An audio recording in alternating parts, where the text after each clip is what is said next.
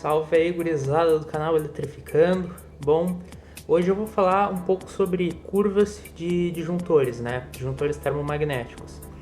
E basicamente o que é a curva de um disjuntor termomagnético?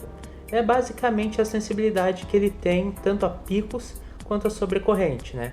Então no mercado aqui a gente tem três principais tipos de curvas, né? A gente tem curva B, curva C e o curva D. Os mais comuns assim é o B e o C, né? Então o que é resumidamente essas curvas, né? Então, por exemplo, um curva B ele vai ter mais sensibilidade a sobrecorrente e mais sensibilidade a picos, né? Um curva D ele não tem tanta sensibilidade a picos e nem tanta sensibilidade a sobrecorrente, né? E um curva C ele é intermediário, né? Então cada tipo de curva tem um uso assim mais adequado para cada uma. Então, por exemplo, um disjuntor de curva C, ele é mais indicado assim para, por exemplo, ligar cargas indutivas. Por exemplo, cargas que tem pico na partida. Então, por exemplo, um motor de indução, né? Um motor de indução, quando a gente liga ele, se nota assim que a luz tipo dá uma piscada assim, né? Então, isso é o pico de corrente daquele motor. Então, por exemplo, digamos que o motor ele tenha uma corrente nominal, que é a corrente de trabalho dele, né? De 20 amperes, né? E esse motor tenha especificado na placa que a corrente de partida dele pode chegar até 6 vezes, né? Então, na partida, esse motor aí vai ter 120 amperes. Então, aquilo vai ser um pico de 120 amperes, né? Então, aí o mais adequado seria um disjuntor de curva C ou um curva D. Porque o que vai acontecer com um curva B? Como ele tem uma sensibilidade muito alta, muito alta não, digamos, mais alta assim, né, a picos e sobrecorrente, ele vai acabar tendo uns desarmes indesejados, né? Um curva C ou um curva D seria o mais adequado. Mas para a gente especificar bem direitinho o que seria mais adequado, seria a gente ver o gráfico, né? Sim, para a gente saber qual curva mais adequada existe um gráfico, né? Eu vou mostrar ele ali. Aqui está o gráfico. A gente tem dois eixos, né? O eixo Y e o eixo X. O que significa isso? Aqui representa quantas vezes a corrente do disjuntor foi extrapolada. Então aqui a gente tem a corrente do disjuntor que tu escolheu. Aqui a gente tem 1,5 vezes, 2 vezes, 3 vezes, 4 vezes e assim por diante, né? Então, aqui digamos um disjuntor de 20 amperes, aqui 23 amperes, aqui 40 e assim por diante, né? E aqui é o tempo de atuação do disjuntor. Então aqui a gente tem em segundos, né? E aqui, a partir daqui a gente tem em minutos. Aqui é 60 minutos e aqui para cima é 2 horas, né? Isso aqui é como o disjuntor ele vai se comportar. Então, dependendo a sobrecorrente em um disjuntor, conforme a curva dele, né, ele vai atuar de maneira diferente. Então, por exemplo, aqui, digamos que eu tenha um disjuntor aqui de 20 amperes e aqui eu esteja aplicando nele 40 amperes. Então, na cruza do gráfico aqui, onde é que a gente vai chegar aqui? Mais ou menos 20 segundos de atuação. Isso é comum aos três, né? Essa curva aqui é a curva de atuação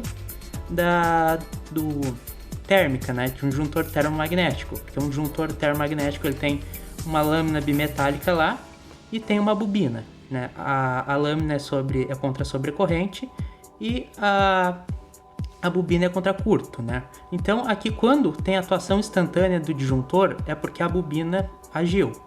Aqui é quando a parte térmica está agindo. Então, por exemplo, 2 vezes a corrente nominal de um disjuntor de 20 amperes, 40 amperes aqui, por exemplo, né? Então ele vai atuar em 20 segundos, né?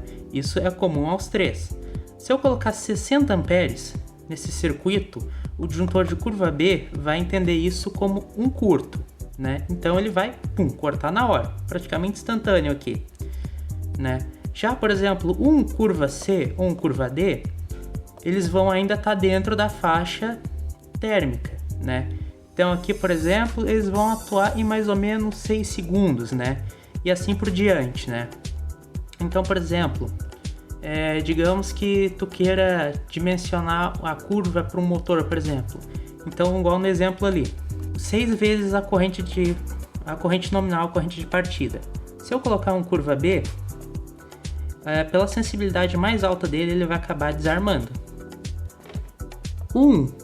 Curva C também, porque aqui é a atuação instantânea dele. Então, qual disjuntor que tem mais tolerância? Que aguenta assim até 10 vezes, sem atuar direto assim? O curva D. Então, o mais indicado para aquele circuito é um curva D, porque ele vai ser capaz de tolerar as partidas. Então, nisso, o que vai diferenciar é como esse disjuntor ele vai tolerar as sobrecorrentes também, né?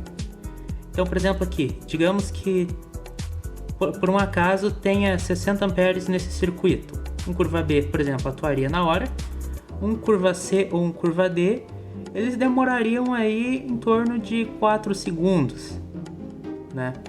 Agora, por exemplo, digamos que não esquecendo que tem um curva D ali, né? Digamos que eu colocasse aqui 120 amperes nesse circuito aqui, por exemplo, um curva D, um curva C, né, atuaria na hora, né? E um curva D, ele atuaria em 1 segundo. Então, os disjuntores eles se comportariam diferente de acordo com essa curva, né? E um detalhe que a gente não pode esquecer também é que o disjuntor ele tem uma corrente mínima para ele atuar. Isso aqui não é defeito de fabricante, não é nada. Então, por exemplo, um disjuntor, para ele atuar, aqui eu não sei se é 1.13 ou 1.15, eu acho que é 1.13, ele está desfocado. Então ele precisa de 1.13 vezes a corrente nominal. Então, por exemplo, aqui tem um disjuntor de 20 amperes. Se chegar, por exemplo, ali 21, por exemplo, ele não vai atuar. Deixa eu botar aqui na calculadora aqui.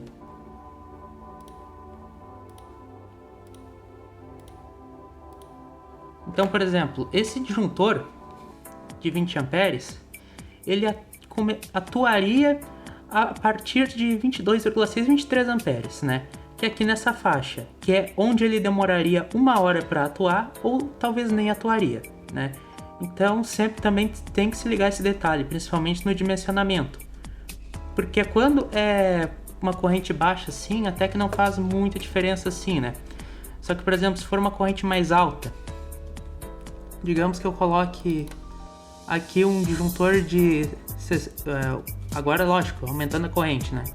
Que seja um circuito maior, assim, né? Digamos que seja 63 amperes, que eu coloque um disjuntor aqui. Disjuntor de 63 amperes. Ele vai tolerar 71,19 amperes, né? Que é uma coisa que principalmente tem que se ligar na hora do dimensionamento do cabo. Que às vezes tu dimensiona o cabo para uma corrente ali e tipo assim, essa corrente extrapola o limite daquele cabo ali e o disjuntor tolera uma sobrecorrente. Então, principalmente nisso, tem que se ligar no dimensionamento.